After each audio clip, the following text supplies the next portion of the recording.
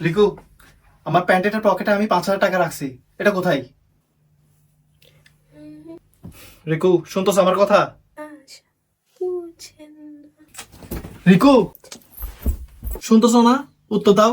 কি এই প্যান্টের পকেটে টাকা ছিল আমার, কোথায় গেছে? কি বলতেছো? আমি তো কিচ্ছু শুনতেছি না। আবার কানে কি হইছে? আচ্ছা, এই এদিকে তাকাও। আমার প্যান্টের পকেটে 5,000 টাকা ছিল, কোথায় উড়ে গেছে? প্লিজ বলো, আমার নইলে অনেক কান্না আসতেছে। বাথরুম আসতেছে? কান্না, কান্না। দূরজন, আমি কিচ্ছু শুনতেছি না। কি বলতেছো? কিছু বুঝতেছিও না। ধরা গেছে তো?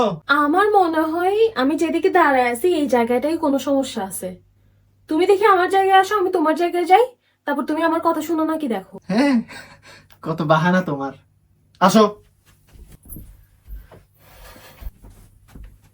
এখন কথা বলো।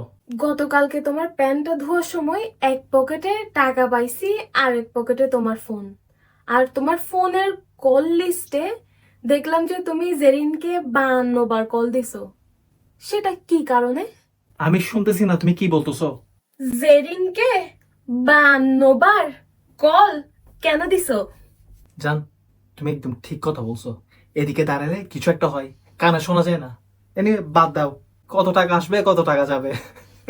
আর আমি 5,000 টাকার জন্য, মাত্র 5,000 টাকার জন্য কান্না করতেছিলাম।